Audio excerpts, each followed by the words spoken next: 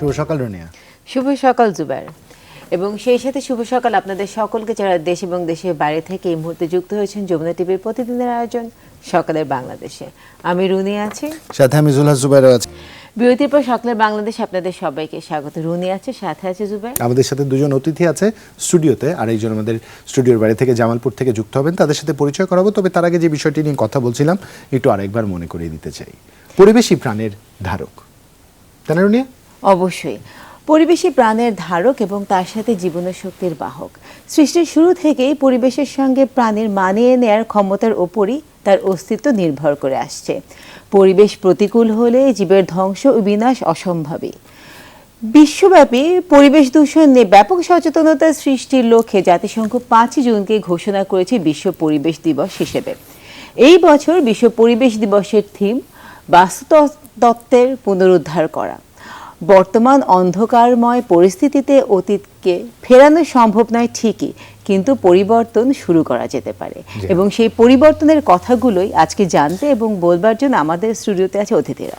দুজন অতিথির সাথে পরিচয় করাচ্ছি, বাদিক থেকে পরিচয় করাচ্ছি। আমাদের সাথে আছেন ডক্টর নেহরিন মাজেদ, যিনি সহযোগী অধ্যাপক ইউনিভার্সিটি অফ এশিয়া প্যাসিফিক, এবং একই সাথে আমাদের সাথে আছেন সাকিলা সাত্তার ট্রিনা, যিনি সহ প্রতিষ্ঠাতা দ্য আর্থ সোসাইটি। শুধু জামালপুর থেকে আমাদের সাথে যুক্ত হচ্ছেন মোহাম্মদ আবুল কালাম আজাদ, যিনি commissioner global commission on biodiversity by 2030। আপনাদের তিনজনকেই শুভ সকাল এবং সেই সাথে স্বাগত সকালের বাংলাদেশে। কেমন আছেন? জি ভালো, শুভ সকাল আপনাদেরকেও। জানতে চাই, প্রতিদিনের সকালটা তো যখন শুরু হয়, এবং আমরা যেহেতু পরিবেশ নিয়ে আজকে কথা বলছি, আজকের সকালটাতে কি আলাদা করে মনে হয় যে না পরিবেশ নিয়ে একটু বেশি ভাবা দরকার? হ্যাঁ, যেহেতু আমি পরিবেশবিদ, তাই আমার তো প্রতিদিনই কিছু না কিছু মনে হয়, এবং এই চেঞ্জটা আমরা প্রতিদিন আসলে দেখতে পাচ্ছি।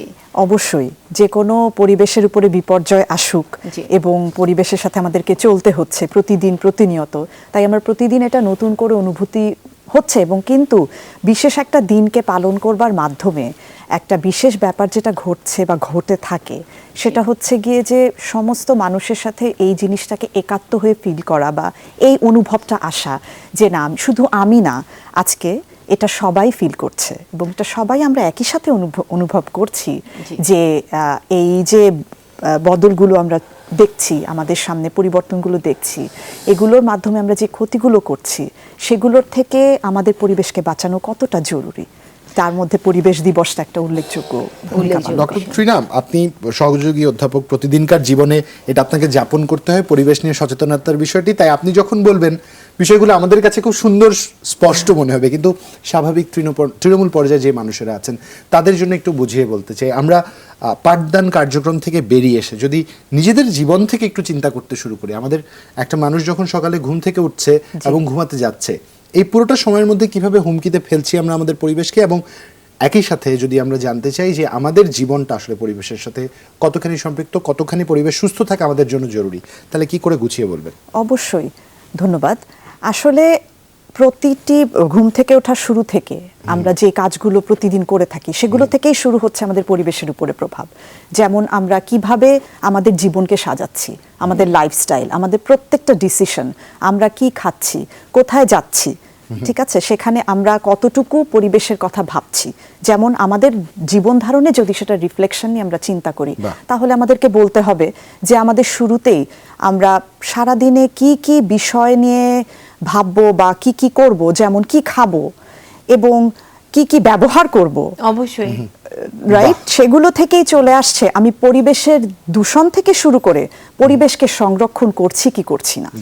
আচ্ছা, সেখান থেকে আমি যেতে চাচ্ছি আর্থ সোসাইটিতে যেহেতু আছেন ট্রিনা, আপনি এই যে আমরা প্রত্যেক বছর কিন্তু শুনি যে এবারের মতন গরম আর কোনো বছর পড়েনি। আমরা যখন ছোট ছিলাম তখন এরকম ওয়েদার ছিল না। তার মানে হচ্ছে যে এই যে মানে হয় না ওয়েদারের চেঞ্জ বা আমরা যেটা গ্লোবাল ওয়ার্মিং বলছি, সেটা কিন্তু একটা বাস্তব, এটা কিন্তু কোনো কল্পনা না, এটা কিন্তু একটা থ্রেট যেটা আমরা ফিল করছি, কিন্তু আমরা অ্যাওয়্যার না কেন? ইয়াং জেনারেশনের প্রতিনিধিত্ব যেহেতু আপনি করছেন, সেখান থেকে আপনার কাছ থেকে জানতে চাই যে আমাদের অ্যাওয়ারনেসের অভাবটা আমরা কিন্তু জানি। অ্যাওয়্যার না কেন যদি মোটা দাগে রুনিয়া বলে দেয় তাহলে অনেকগুলো বিতর্ক হয়তো তৈরি হয়ে যাবে। আমরা আসলে কতখানি অ্যাওয়্যার, বিষয়টাকে এইভাবে বলতে চাই, কতখানি অ্যাওয়্যার? আচ্ছা, আমার কাছে খুবই ডিফিকাল্ট কোয়েশ্চেন, বিকজ আমার মনে হয় যে আসলে এগেইন আপা যেটা বললেন, আমাদের প্র্যাকটিসটা আমরা আসলে কিভাবে করি এবং আমরা ছোটবেলা থেকে আসলে এই জিনিসটা কিভাবে শিখি, এটা কিন্তু একটা অনেক বড় ইম্প্যাক্ট ফেলে আমাদের লাইফে। আমরা ছোটবেলা থেকেই যদি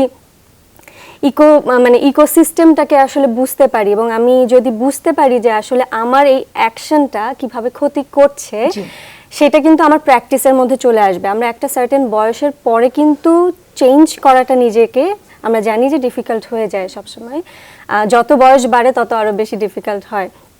আর যখন আমরা আসলে ছোটবেলা থেকে বড় হয়ে যাই, তখন আমাদের জীবনে এত বেশি বাস্তবতা, এত আমাদের ব্যস্ততা চলে যায়, হ্যাঁ বেড়ে যায়, সেক্ষেত্রে কিন্তু আমরা অনেক কিছু প্র্যাকটিস করতে পারি না এবং আমাদের ওই জায়গাটার স্পৃহাটা অনেকটা হয়তো কমে যায়। তো এই কারণে আমার মনে হয় যে একদম ছোটবেলা থেকে এই প্র্যাকটিসটা করা, যে আচ্ছা একটা আমি গাছকে বড় করলাম, আমি গাছের সাথে বড় হচ্ছি, ফর এক্সাম্পল এই জিনিসটা বোঝা। আমি প্লাস্টিক ইউজ করছি না, আমি সরাসরি যদি বলি যে আমি ছোটবেলা থেকেই যদি বুঝি যে না প্লাস্টিক আমার পরিবেশের জন্য ক্ষতিকর, আমি সিঙ্গেল ইউজ প্লাস্টিক ইউজ করব না, সেক্ষেত্রে কিন্তু আপনি বড় হয়ে ওই কিছু বাস্তব অভিজ্ঞতা আছে আপনাদের সাথে শেয়ার করে আপনাদের মানে চিন্তা ভাবনার প্রতিফলনটা জানতে চাইবো। তবে তার আগে আমরা যে আরেকজন অতিথি যিনি জামালপুর থেকে যুক্ত হয়েছেন একটু তার কাছে চলে যেতে চাই। জনাব আবুল কালাম আজাদ, নিশ্চয়ই আপনি স্পষ্টত আমাদের শুনতে পাচ্ছেন। আমরা যে প্রসঙ্গটা আসলে কথা বলছিলাম সেই বাস্তবিক দিকটা একটু আসতে চাই। আমরা আমাদের প্রতিদিনকার জীবনে চলাফেরার ক্ষেত্রে পরিবেশকে আসলে যেভাবে হুমকির দিকে ঠেলে দিচ্ছি, প্রান্তিক পর্যায়ের মানুষের আসলে এই বিষয়টা সম্বন্ধে যথেষ্ট সচেতন কিনা আপনার কি মনে হয়? যেমন দেখুন, আমি জামালপুর থেকে যুক্ত হয়েছি। এই জামালপুরে আজ সকালে এই ভোরবেলা এই যে পাখির শব্দ পেলাম, এখানে যে প্রাকৃতিক পরিবেশ, আমার ঢাকা শহরে কি সেটা আছে? ছিল তো একসময়, কত পার্ক, কত গাছপালা, কত পাখি। এখন তো ঢাকা শহরে কাক ছাড়া পাখি খুঁজে পাবেন না খুব বেশি। তো এইটিকে নষ্ট করেছে আপনি, আমরা সকলে মিলে করেছি। একটু আগে তৃণা যেটা বলছিল সেটা হচ্ছে যে এই যে প্লাস্টিকের কথা, একটা করে যে আপনি ধরেন, আমাদের প্রথম বক্তা যিনি কথাটি বলেছেন যে আমি প্রতিদিন যে কাজকর্মগুলো করছি, এই প্রতিদিন কাজের সঙ্গে কিন্তু আমাদের এই জিনিসগুলো সম্পৃক্ত রয়ে গেছে। এই ফুল পাখি, এই গাছের রক্ষা করার দায়িত্ব কিন্তু আমার আপনার। আচ্ছা ধরেন, তাহলে কি করে রক্ষা করবেন? আমি চেষ্টা করি যে সবগুলো থামাতে পারবো তা না। এই যে আমরা বিদ্যুৎ ব্যবহার করি, সকল কাজে বিদ্যুৎ ব্যবহৃত হচ্ছে। এখন এই বিদ্যুৎ ব্যবহার করতে কিছু কার্বন নিঃসরণ হচ্ছে। পুরো পৃথিবী যে পরিমাণ কার্বন নিঃসরণ করে, এইটি যদি আমরা কার্বন নিঃসরণটা থামাতে না পারি, তাহলে করে গ্লোবাল টেম্পারেচার, মানে এই বৈশ্বিক যে উষ্ণতা, সেটা কমবে না। এই একটু আগে বলছিলেন যে ঢাকা শহরে গরমে, ঢাকা শহর কেন, পুরো বাংলাদেশে আপনি যদি একদিনের পত্রিকা দেখেন, তাহলে পরে আমাদের দৈনিক তাপমাত্রা কত বেড়ে গেছে। ঢাকা শহর মানে ইট কাঠের একটা শহর, এমনিতে যা টেম্পারেচার তার চেয়ে বেশি ওই পিচের রাস্তা থেকে এই বিল্ডিং যে আপনার তাপমাত্রা নিঃসরণ করছে, এর কারণে ঢাকা শহরে ফিল লাইটটা যদি টেম্পারেচার 40 ডিগ্রি হয়, তাহলে ফিল লাইট হবে 43-44 পর্যন্ত হয়ে যাবে। এটার কারণটা হচ্ছে যে এই জিনিসগুলো। এখন এইটা আমাকে থামাতে হবে। কি করে থামাতে হবে? নদী ভাঙন হচ্ছে, সাগরের পানির উচ্চতা বেড়ে যাচ্ছে, ওগুলোতে ডিসপ্লেসড হয়ে যাচ্ছে। এদের সমস্যার সমাধান কিন্তু আমাদেরকে অ্যাড্রেস করতে হবে। এই আলোচনায় নিশ্চয়ই আমরা আসবো। কাজেই এখন সাধারণ মানুষের জনসচেতনতাটা, এটি কিন্তু ডিপেন্ড করবে আমরা যারা শিক্ষিত সেখান থেকে। একটু আগে তৃণা যেটা বলছিলেন যে ইয়ত্রা কি, এটা ভাবি আমরা কোনো সময় আপনি ইনফরমেশনটা কিন্তু ডিসেমিনেটটা ঠিক মতো করি না। এই যে পলিথিন, প্লাস্টিক ব্যবহার উপযোগী, খুব ভালো দেখতে, চমৎকার, খুব স্মার্ট, হালকা জিনিস পকেটের মধ্যে ঢোকানো যায়, কিন্তু এইটি যে পরিবেশের কত ক্ষতি করে, এই এডুকেশনটা কিন্তু আমাদের শিক্ষা ব্যবস্থা আমরা ওইভাবে দিতে পারিনি। এবং প্রতিনিয়ত মানুষকে যে এটাকে এডুকেট করা, আপনি টেলিভিশনে অনেক বিজ্ঞাপন দেখবেন যে বাবা পরিবেশকে নষ্ট করছে, সন্তান বলছে যে বাবা এটা ফেলো না, তাহলে পরে ড্রেনটা বন্ধ হয়ে যাবে। এটি কিন্তু শিক্ষাটা পরিবার থেকে প্রতিটি পর্যায়ে যদি এই শিক্ষাগুলো যে আমরা ইন্ট্রোডিউস করতে পারি, তাহলে পরেই সম্ভব সামনের দিকে এগোনো। অসংখ্য ধন্যবাদ। একটা দিনের শুরু হয়ে গেছে, প্রচুর ভুল হচ্ছে দিনের শুরুতে, হতেই পারে একটু স্বাভাবিক পর্যায়ে গ্লুকোজ শর্টেজ হয়ে গেলে এমন হয়। ডক্টর মেহরিন, একটু আপনার কাছে যেতে চাই। এই যে বললাম, বা স্যার যেটা বলছিলেন, আসলে জামালপুর থেকে শুনছিলাম আমরা, শিক্ষাক্রমের সাথে যেহেতু আপনি সম্পৃক্ত, শিক্ষার্থীদের যখন পাঠদান করছেন, তরুণ প্রজন্মকে খুব কাছ থেকে দেখবার একটা সুযোগ আপনার হয়। এই যে যুদ্ধের অ্যাওয়ারনেস প্রয়োজন, যুদ্ধের খুব জানা দরকার, এই আগ্রহটা আসলে যুদ্ধের মধ্যে কতখানি আপনি দেখেছেন? আসলে ওদের মধ্যে আগ্রহটা এতই বেশি, সেখানে আসলে আমাদেরকে একটু ইন্ধন দিতে হয়। কারণ শুধুমাত্র বলা এবং উৎসাহ দেওয়া যে আসলে ওদের পক্ষে ভূমিকা রাখা কতটা সহজ এবং সম্ভবপর, স্টার্টিং উইথ দেম। প্রথমে যেটা আমরা বলি একেবারে ওই যে মূলে চলে যেতে হবে, আমাদের নিজেদের ঘর থেকে শুরু করতে হবে। তাই প্রথম চেষ্টাটাই আমাদের থাকে, আমার মতো যারা আর কি শিক্ষা প্রতিষ্ঠানে কাজ করেন তাদের চেষ্টাটাই থাকে তাদেরকে সম্পৃক্ত করা, যে আসলে তাদের ভূমিকা কোথায় কোথায় রাখতে হবে, নিজেদের অভ্যাসগত দিক থেকে প্রথমে তাদেরকে সম্পৃক্ত করা, এবং তখন তারা বোঝে যে হ্যাঁ, এটা আসলে করাটা কতটা সহজ। আমরা প্রথমেই যদি সেই কঠিন প্রিন্সিপাল, নীতি এবং লতে না চলে যাই, আপনি যেটা বললেন তৃণমূল পর্যায়ে থেকে শুরু করি, তখন ওরা আরো নিজেদেরকে সম্পৃক্ত করতে পারে যে আমাদের অভ্যাসগত কি কি পরিবর্তন আমরা আসলে নিয়ে আসতে পারি। খুবই সামান্য কিছু পরিবর্তনের মাধ্যমে কিন্তু আমরা যে প্রতিদিনের দিনটাকে সাজাই, আমরা যেভাবে আজকে শুরু করলাম, যে আসলে দিনের কোন কোন অভ্যাসে আমরা বদল আনতে পারি। যেমন হচ্ছে, আমি কি প্রতিদিন আসলে দূষণ রোধে কি কি করছি, আমি কি কম বর্জ্য তৈরি করার ব্যবস্থা করেছি, মানে আমি কি রিসাইক্লিং এর জোর দিচ্ছি কিনা, আমি কি চারপাশ আমার পরিষ্কার রাখবার জন্য কোনো ব্যবস্থা নিচ্ছি, আমি কি আমার চারদিকের মানুষকেও সচেতন করবার কোনো ব্যবস্থা নিচ্ছি।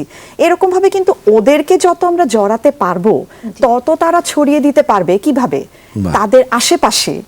এবং অবশ্যই আরো একটা জিনিস দরকার আছে, যেমন আমাদের খালি পরিবেশ দিবস কিন্তু না, আর্থ ডেরও কিন্তু আসলে যেই স্লোগানটা এবার, সেটাও কিন্তু পৃথিবী সংরক্ষণ, মানে আর্থ, আমরা যেরকম বলছি বাস্তু সংস্থান, ইকোসিস্টেম রিস্টোরেশন, সেটা হচ্ছে কি earth restoration, right, save the earth.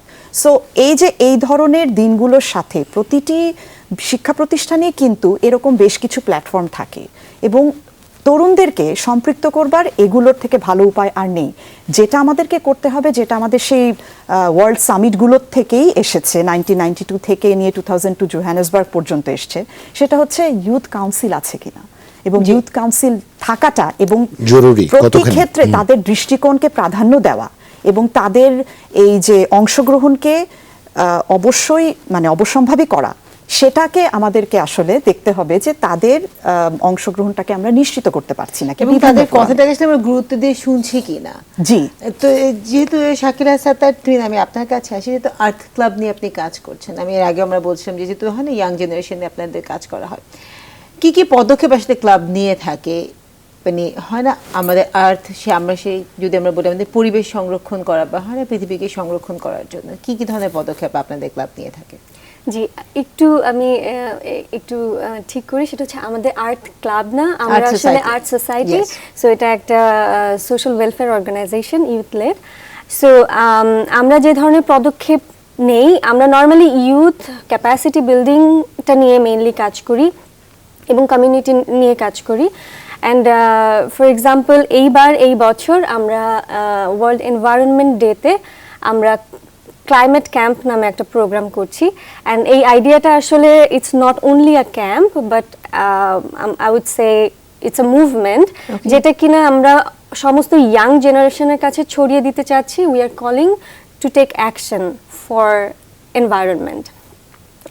So আমাদের কনসেপ্টটা হচ্ছে এটা যে বাংলাদেশের যে কোনো জায়গা থেকে যে কেউ হোস্ট করতে পারবে ক্লাইমেট ক্যাম্প। হ্যাঁ, সো আমরা তাদেরকে, যারা অর্গানাইজার হবে, তাদের মিনিমাম 5 জন পার্টিসিপেন্টস নিয়ে তারা জাস্ট একটা সেশনস বা এই যে কথা বলা, হ্যাঁ, এনভায়রনমেন্ট নিয়ে কথা বলা, কি করা যেতে পারে। অ্যান্ড এটার একটা অনেক বড় একটা জায়গা হচ্ছে ক্লাইমেট নিয়ে যখনই আমরা কথা বলতে চাই তখনই আমাদের মনে হয় যে it's a very big topic, I don't know about, অনেক বড় বিষয়, বড় বড় দেশের বিষয়, বড় কর্পোরেট বিষয়, হ্যাঁ, তখন COP26 এগুলো বড় জিনিস আসে যেগুলো আমাদের সাধারণ মানুষরা আসলে ওইভাবে বুঝে না।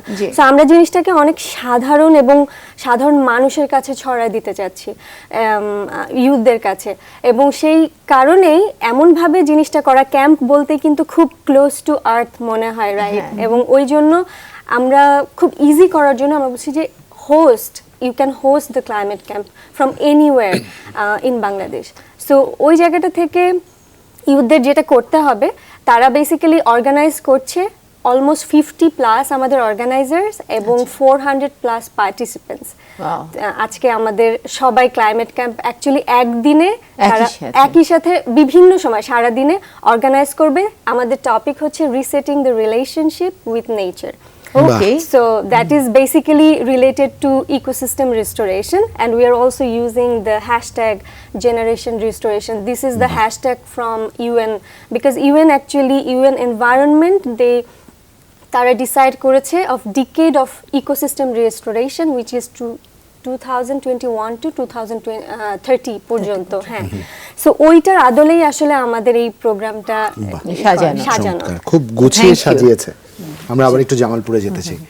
স্যার, এখানে বিভিন্ন প্রসঙ্গে আসলে কথা হচ্ছিল, আপনার কাছ থেকেও আমি একইভাবে একটু জানতে চাচ্ছি, এই যে আমরা এত আলাপচারিতার কথা বলি কিংবা এত যোগাযোগের কথা বলি, এত সচেতনতার কথা বলি, তৃণমূল পর্যায়ে যখন এই বিষয়গুলো যায়, সিঙ্গেল ইউজ প্লাস্টিকের কথা এতবার করে আমাদের সামনে এসছে, এত বছর ধরে আমরা বলবার চেষ্টা করছি, সবচেয়ে বড় বিষয় হচ্ছে জলবায়ু পরিবর্তন এবং জলবায়ু এই যে হুমকির মধ্যে যাচ্ছে, তার মধ্যে এই সব কিছু বিষয় বা পরিবেশের বিপর্যয়কে কেন্দ্র করে যদি আমরা ডিজাস্টারের কোনো মাত্রা দাঁড় করাই, বাংলাদেশ সবচেয়ে বেশি ঝুঁকিতে আছে, অন্যতম দেশগুলোর মধ্যে একটি যারা এত ঝুঁকিতে আছে।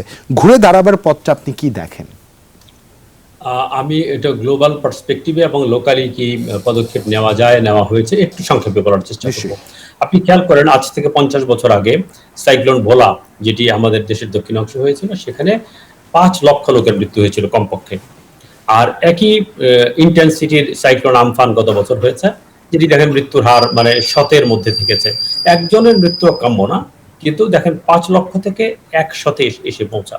এটি কেন হয়েছে, কিভাবে হয়েছে? এই যে সাইক্লোন শেল্টারগুলো স্থাপন করা থেকে শুরু করে বিপুল পরিমাণ ইয়ুথ ভলেন্টিয়ার তৈরি করে, তাদেরকে দিয়ে সেন্সিটাইজ করা লোকজনকে। তো এই কাজকর্মগুলো হয়েছে। আমরা তখন কি হয়েছি, এই 50 বছরে ক্লাইমেট ভালনারেবল কান্ট্রি থেকে ক্লাইমেট রেজিলিয়েন্ট কান্ট্রি হয়েছে। কিন্তু এখানে থামলে হবে না, বিকজ এই যে সমুদ্রের উচ্চতা বেড়ে গেছে, বিপুল পরিমাণ লোক ওখান থেকে ডিসপ্লেসড হয়ে যাবে। এই যে বন্যা হচ্ছে, নদী ভেঙে যাচ্ছে, এবং প্রেডিকশন হচ্ছে যে আগামী 30 বছরের মধ্যে শহরের লোক সংখ্যা হবে দ্বিগুণ। তাহলে শহরের লোক সংখ্যা যদি দ্বিগুণ হয়, আমি ঢাকা শহরের কথা যদি চিন্তা করি, এটা কি লিভেবল শহর থাকবে? এটা কিন্তু স্টপ করতে হবে। বড় এজেন্ট হচ্ছে আমাদের ইয়ুথরা। এটাকে মাথায় রেখে এই ক্লাইমেট ভালনারেবল ফোরাম একটা আছে 48টা দেশ নিয়ে, যেটা বর্তমানে বাংলাদেশ হচ্ছে এটা প্রেসিডেন্ট, মাননীয় প্রধানমন্ত্রী এটার প্রেসিডেন্ট হিসেবে কাজ করছে। এই 48টা দেশ মিলে চিন্তা ভাবনা করছে যে কি করে আমরা সবগুলো দেশকে মোটিভেট করতে পারি। আমরা সেই জন্য ক্লাইমেট প্রসপারিটি প্ল্যান তৈরি করছি। So from the vulnerability to resilience and resilience to prosperity. কিরকম প্রসপারিটিটা? যেমন ধরুন যে সাগরের পানি ঢুকে যাচ্ছে, স্যালাইন লবণ পানি, তাহলে লবণ পানিতে হাত চুপচাপ করে যদি বসে থাকি, তাহলে তো কোনো কাজ হবে না। তাহলে ওটার মধ্যে মৎস্য চাষ করো, চিংড়ি চাষ করি। যদি এমন ভ্যারাইটি আসে যে ভ্যারাইটির ধান এই লবণ পানিতে হবে, এবং যদি রাস্তাঘাটগুলো যোগাযোগ ব্যবস্থা আমরা ওইভাবে তৈরি করতে পারি, সেই জন্য হচ্ছে live with nature and local led action. স্থানীয় পর্যায় থেকে উদ্যোগটা নিতে হবে, অ্যান্ড মোস্টলি সেখানে ইয়ুথ। আমরা কিন্তু ওই প্ল্যাটফর্মের আওতায়ও ইয়ুথদেরকে সমাবেত করার চেষ্টা করা হয়েছে, যাতে করে ইয়ুথরা এই ব্যাপক এই কর্মকাণ্ডে, যেটা আমাদের একটু আগে এক সহকর্মী বললেন, এই জন্য সরকারের কর্মসূচি আবার কি আছে, আমার গ্রাম আমার শহর, মানে গ্রামের সুবিধা শহরে নিয়ে যাওয়া, আর শহরের প্রকৃতি, গ্রামের প্রকৃতি শহরে প্রিজার্ভ করা। এই দুটোকে যদি মেলানো যায়, যেটি ব্যাপকভাবে কাজ করতে হবে। প্লাস্টিক পলিথিন একইভাবে শহরে যদি আমি আপনার জলাধার যদি সংরক্ষণ না করি, শহরের গাছপালা যদি ঠিক মতো না রাখি, আমরা কি করি, অনেক সময় খুব ফ্যাশনেবল জিনিস, ভালো বিদেশি গাছ নিয়ে আসি, সেটা আমার নেচারের সঙ্গে খাপ খায় না। এই জিনিসগুলো যদি সচেতনভাবে আমরা খেয়াল না করি, তাহলে পরে আপনি এই মিলিত দেশ, তাহলে পরে তো দেশটাকে রক্ষা করতে প্রত্যেককে যেতে হবে। আমাদের ত্রিনা যেভাবে কাজ করছে, এরকম প্রত্যেকটা ইয়ুথকে ইনভলভ করা, ছাত্রদেরকে ইনভলভ করা, স্কাউটদের, গার্ল গাইডসদেরকে ইনভলভ করা, প্রত্যেকে কাজকর্ম করছে। কিন্তু আর আমি বিশ্বাস করি আরেকটু সচেতন ভাবে এই যে পলিথিন প্লাস্টিকের কথাগুলো আসলো, এটাকে যদি মিলিয়ে কাজটি করা যায়, তাহলে পরে প্রতিনিয়ত। আর আমি ইয়ুথদের বিষয়ে গুরুত্বটা এই কারণে, সেটা হচ্ছে যে transmission of message child to parent সবচেয়ে ইফেক্টিভ। আমি বাবা হিসেবে আমার সন্তানকে বললে কোনো সময় সন্তান শুনবে না, কিন্তু সন্তান যদি একটা কথা বলে প্যারেন্টকে, তাহলে পরে প্যারেন্ট কিন্তু অক্ষরে অক্ষরে সেটা পালন করে। তো এই মেসেজটা আমরা যদি আমাদের ইয়ুথদেরকে দিয়ে তার পরিবারে দেওয়ার চেষ্টা করি, অনেকখানি বেশি কাজ হবে আরো। Thank you. চমৎকার। স্যারের শেষের আইডিয়াটা কিন্তু আমার কাছে সত্যি মনে হচ্ছে সবচেয়ে বেশি কার্যকরী, কারণ কোনো বাচ্চা যখন স্কুলে যাচ্ছে, স্কুল থেকে যেটা সে শিখে আসছে সেটা কিন্তু সে সঙ্গে সঙ্গে বাসে ইমপ্লিমেন্ট করে। লাইট রুমে যদি কেউ না থাকে তাহলে লাইট বন্ধ করে রাখতে হবে, ফ্যান চালানো যাবে না, বেশিক্ষণ কল ছেড়ে পানি নষ্ট করা যাবে না। তো আমার মনে হয় এই যে আমরা সবসময় মনে করি যে প্যারেন্টরা আসলে শিখাচ্ছে, আমরা কিন্তু Other way round দিকে অনেক আদার ভালো। ওয়ে রাউন্ডও হতে পারে। তো রিসেপশন দুদিকে আসলে ওপেন থাকা উচিত। জি, সুন্দর কথাগুলো সুন্দর করে শুনতে খুব ভালো লাগে, কিন্তু আমরা একটি দেশ হিসেবে যেহেতু আমরা হুমকির সর্বোচ্চ পর্যায়ে আছি, বৈশ্বিক নেতাদের কাছে এই বিষয়টি কতখানি উপস্থাপন করতে পেরেছি এবং সেই জায়গায় নিজেদের দাবিটুকু পেশ করে এই যে আমরা যে পরিবেশ বিপর্যয়ের একটা ঝুঁকিতে আছি, আমাদের দিকে যাতে সদয় দৃষ্টি থাকে দাতা সংস্থাগুলোর, কিংবা আমরা যাতে সংকটগুলো মোকাবেলা করবার জন্য যথেষ্ট সক্ষমতা অর্জন করতে পারি, এই জন্য যে বরাদ্দ পরিবেশ খাতে, এটা কি আমাদের এখন যথার্থ হচ্ছে কিনা। তবে একটি বিষয় বলতে চাই, স্যার একটা উদ্ধৃতি দিলেন, হ্যাঁ আমাদের সক্ষমতার উন্নয়ন হয়েছে। আমরা আগে যখন পরিবেশ বিপর্যয়ে বা প্রাকৃতিক দুর্যোগে ভয়াবহতা দেখতাম, তা কিছুটা হলেও আমরা অ্যাবজর্ভ করবার একটা প্রস্তুতি তৈরি করতে পেরেছি, সেটা আমরা শিক্ষা পেয়েছি। অবকাঠামো তৈরি হ্যাঁ, করেছি। দুর্যোগ হ্যাঁ, মোকাবেলার একটা ব্যবস্থাপনার, সুযোগ হ্যাঁ। আমরা তৈরি করতে পেরেছি বা অভ্যস্ততা হয়েছে আমাদের। তারপরে একটু জানতে চাই এক্ষেত্রে বরাদ্দটা কি যথার্থ আসলে কিনা?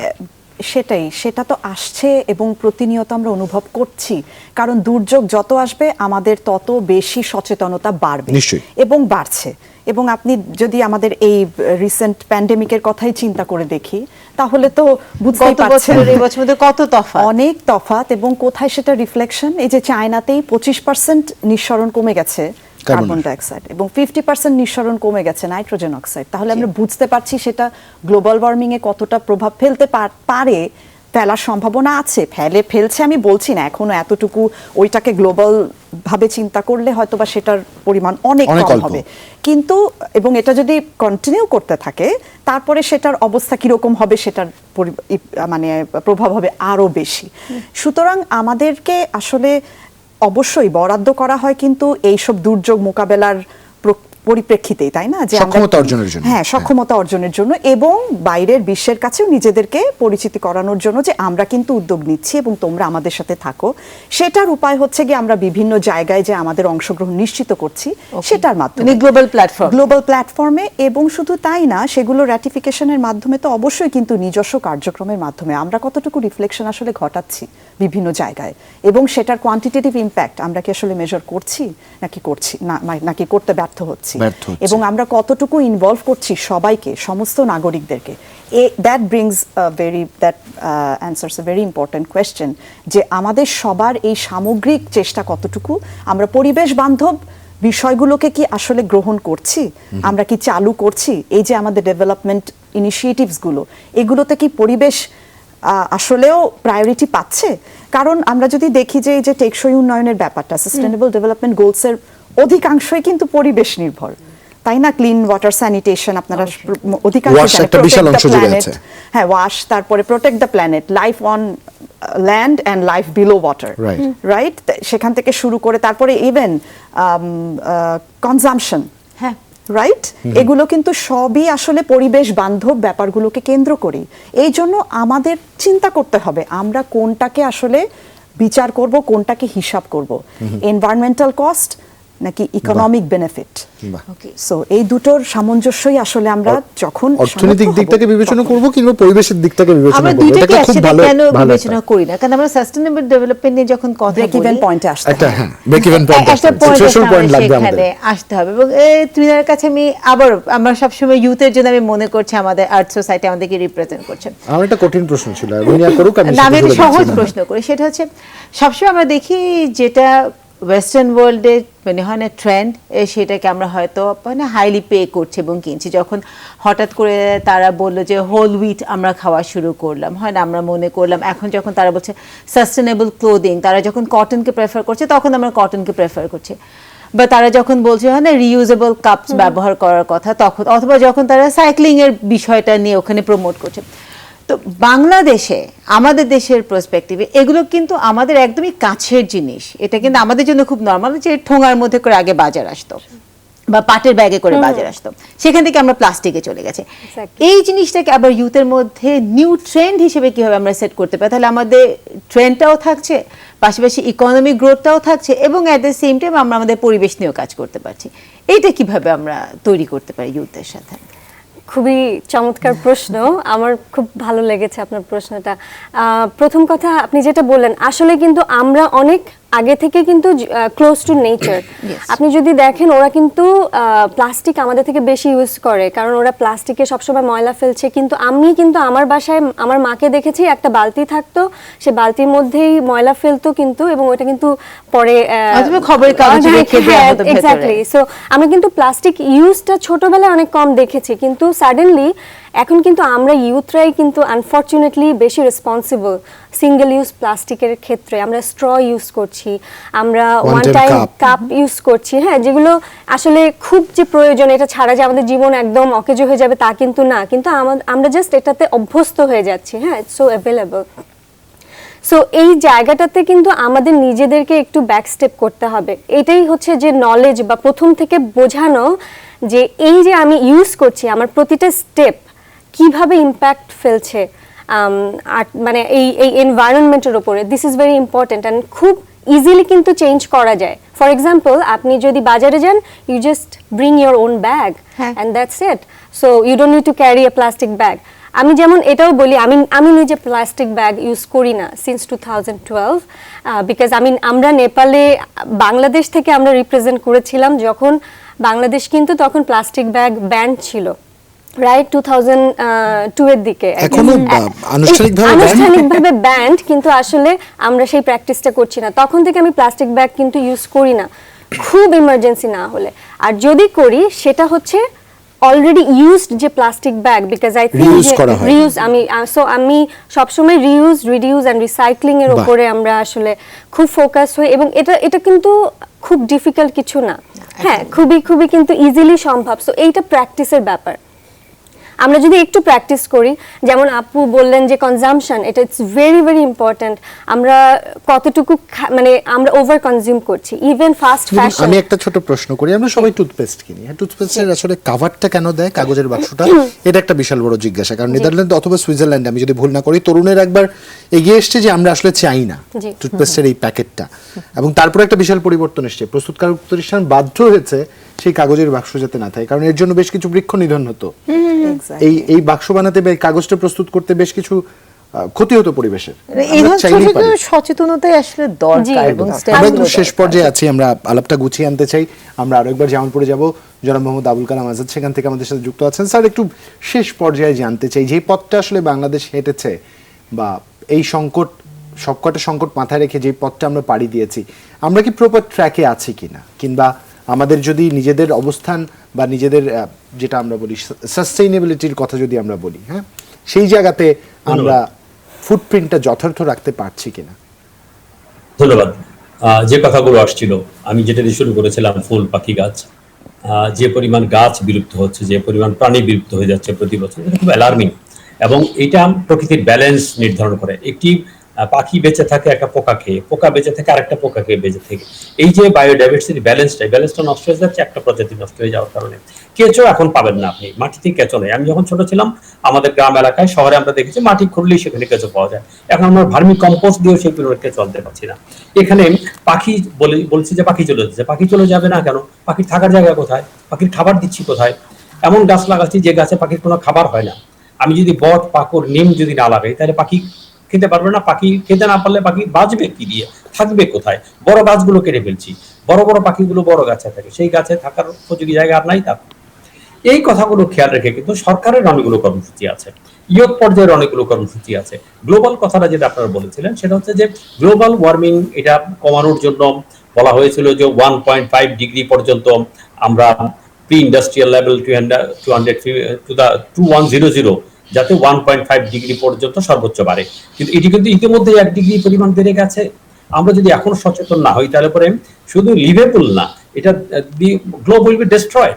একদম বিপুল পরিমাণ অংশ মাটির নিচে চলে যাবে।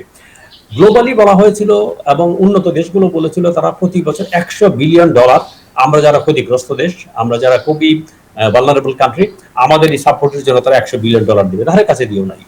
এখন আমেরিকা প্যারিস এগ্রিমেন্ট থেকে চলে গিয়েছিল। আমেরিকা বললো যে না, আমেরিকা ফার্স্ট, আমার আর কিছু লাগবে না, পুরো পৃথিবীর দিকে আমার তাকানোর দরকার নেই। বাট সুখের কথা হচ্ছে বাইডেন সরকার এই চুক্তিতে ফিরে এসছে, যার ফলে একটা গ্লোবাল একটা, আমি বলবো, প্রচন্ড উৎসাহের সৃষ্টি হয়েছে। আগামী নভেম্বরে COP26 হবে ইয়েতে গ্লাসগোতে। এটাকে কেন্দ্র করে এখন আলোচনা খুব ব্যাপকভাবে হচ্ছে প্রত্যেকটি দেশ কিভাবে ইনভলভ হয়ে এই গ্লোবাল টেম্পারেচারকে স্ল্যাশ ডাউন করা। 2050-তে যেটা যাওয়ার কথা ছিল, টার্গেট হচ্ছে এটা 2030-তে আমরা পৌঁছতে চাই। এই লক্ষ্যমাত্রাগুলো, এই যে গ্লোবাল ওয়ার্মিংটা কমিয়ে নিয়ে আসা, কার্বন এমিশনটা কমানো, রিনিউয়েবল এনার্জিতে যাওয়া, কোল বেস পাওয়ার প্ল্যান্ট থেকে শুরু করে পাওয়ার প্ল্যান্টগুলোকে শাটডাউন করে দেওয়া পর্যায়ক্রমে, এবং এই যে বিহেভিয়ারাল চেঞ্জটা, এই বিহেভিয়ারাল চেঞ্জের বিষয়ে বাংলাদেশ কিন্তু অনেকখানি ভালো। আপনি ধরেন সর্বপ্রথম 2009 সনেই বাংলাদেশ ক্লাইমেট ট্রাস্ট ফান্ড করেছে, নিজের পয়সা দিয়ে করব, গ্লোবাল টাকা পয়সা পাই বা না পাই, এবং এটি কিন্তু ব্যাপকভাবে ভালোভাবে কাজকর্ম করছে। আমি মনে করি যে ইয়ুথদেরকে আমাদের আরো বেশি মোটিভেট করা দরকার, আর বেশি এই কাজে ব্যাপৃত করা দরকার। তাতে করে ইয়ুথদেরকে দিয়ে আমরা সকল জনগণকে সচেতন করতে পারবো। সরকারের প্রতি একটা প্রেশার গ্রুপ তৈরি হবে। ইয়ুথরা চাইলে, আপনি একটু আগে বলেছেন যে তারা কাগজের মোড়কটা চায়নি, তো ইয়ুথরা চাইলে they can change the country. যেভাবে 71 সনে স্বাধীনতা এসছে, আমি মনে করি যে আমরা পরিবেশ থেকে বিপর্যয়ের জন্য ওরকম জনসচেতনতা দরকার।